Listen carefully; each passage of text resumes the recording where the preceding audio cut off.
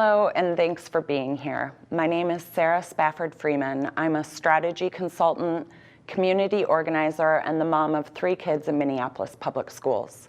My advocacy journey with parent fundraising began with cross-country skis.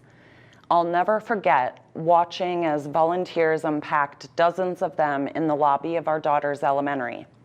I did the math in my head and wondered how in the world a public school had the money for these skis. When I asked that question, I was told the school indeed didn't have the money to buy them, but the PTA did. I'm a part of 2 North Side school communities, so I knew the struggle being waged in many of the district's buildings. And the dissonance of these 2 realities in the same city compelled me to ask more questions.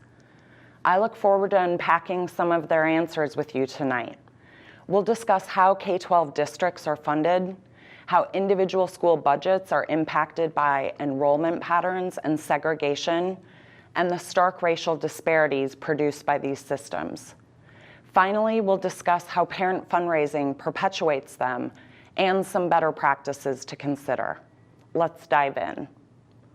The vast majority of funding for Minnesota's K-12 schools, nearly 70%, comes from the state of Minnesota, most of it through basic or general education revenue.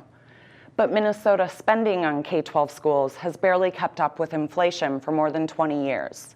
In fact, general ed funding to MPS was $100 million less in 2019 than it was in 2003 on an inflation-adjusted basis.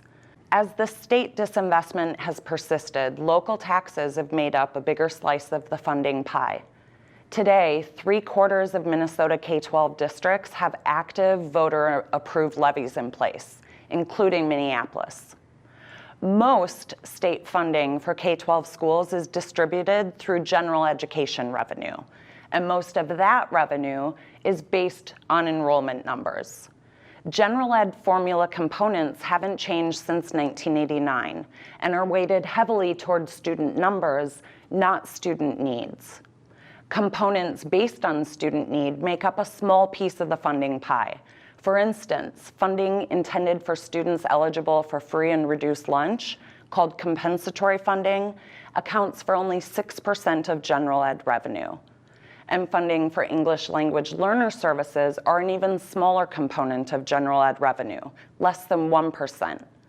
Revenue totals for ELL and special ed services are capped at a percentage that doesn't mirror district demographics, resulting in what's called a cross-subsidy. This is basically a fancy way of saying it costs more for districts to support these students than the state pays them to do it. The MPS special ed cross-subsidy is estimated at nearly $1,500 per student, and the statewide cross-subsidy for English language learners is more than $100 million. Not surprisingly, district enrollment has dropped significantly during this 20+ years of state divestment. Enrollment in the 2001 school year was more than 46,000 students. This year, it's less than 30,000. Then we layer current student demographics onto these outdated models. Student demographics in MPS have shifted significantly since the last time K-12 funding formulas were updated.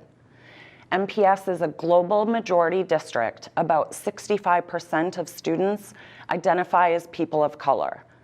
But Minneapolis is more than 70% white, highlighting the extent of white flight from the district. Onto this landscape, we layer the forces of racial segregation. We further compound broader district budget challenges by concentrating them in specific schools. Racially isolated school is the term applied to segregated buildings with BIPOC student populations at least 20% greater than the district average, which is 65%. MPS has 21 racially isolated schools, meaning the school's student population is more than 85% kids of color. It's worth noting that the designation of racially isolated isn't applied to buildings with high concentrations of white students, though we have plenty of those too. And it's critical to acknowledge that MPS has struggled to desegregate its schools since Brown versus Board.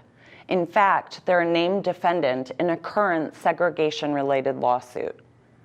The district's racially isolated schools have tended to also be its lowest enrolled, thus lowest funded, again, because most MPS funding is based on enrollment. Students eligible for free and reduced lunch, special ed, and English language learner services, and those unhoused or experiencing housing instability tend to end up overrepresented in our lowest enrolled schools.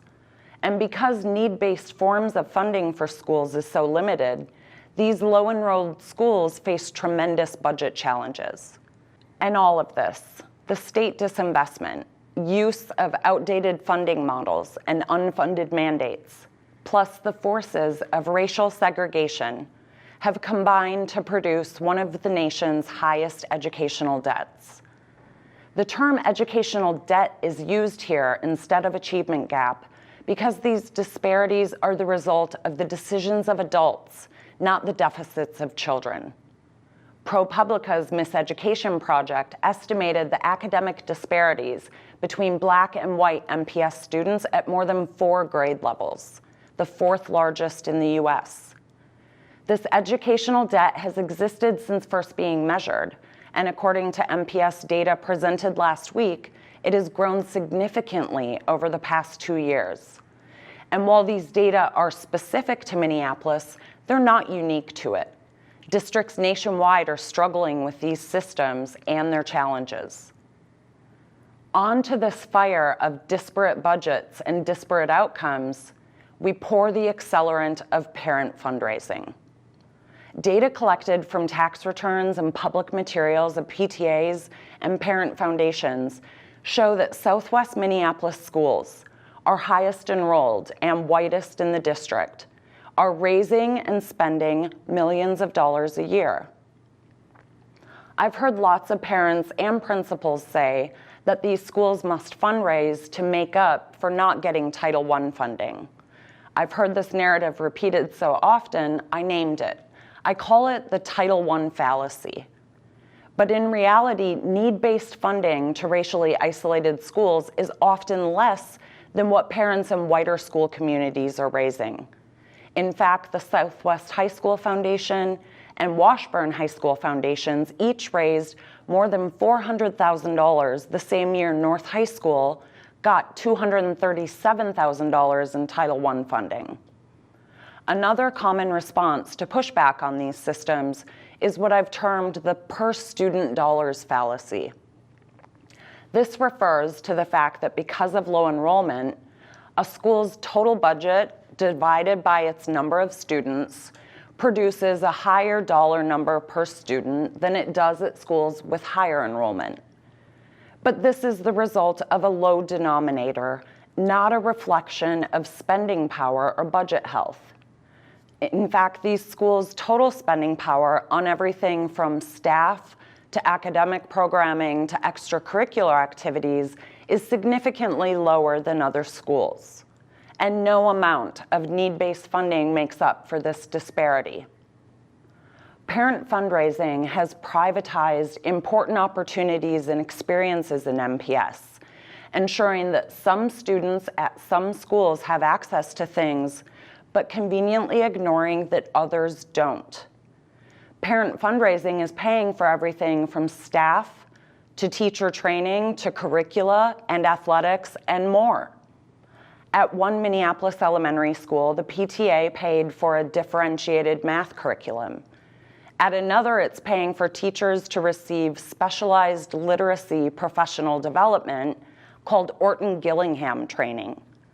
At another, the foundation is paying for a staff position.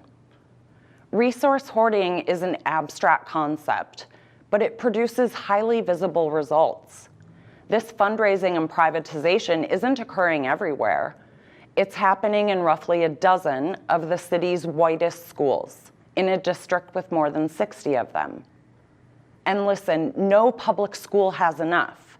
I hope I've clearly established that tonight. But some have more than others, and this is predictable by race. And that's a fundamental problem deserving of our attention. I focus advocacy on parent fundraising because it's the one variable in this disparity-producing formula that we have control over. Parents create these systems, and we can change them. Interrogating these systems is a critical first step toward intentional actions to address them. Some questions to consider. What if the time and cultural capital employed by parent groups was used to organize around challenges at the district or state level? What if we spent as much time lobbying for increased K-12 budgets and improved academic outcomes as we did planning PTA fundraisers? What if we asked, do other schools and students have this, at PTA and parent foundation meetings? This question is a simple but radical way to disrupt these systems, an especially important role for white allies to play. What if these groups invested in schools where historical disinvestment has occurred? Achieve Minneapolis provides a vehicle for this. But the fundamental question to ask, one first posed by the academic, author, and activist Audre Lorde nearly 50 years ago, is whether we can dismantle the master's house with the master's tools. I think a lot about white philanthropy through the lens of Lorde's work, and all the ways we too often seek to dismantle systems of oppression and inequity with their very tools. So I want to leave you with her words as we consider the intersection of education and philanthropy. The master's tools will never dismantle the master's house. Thank you.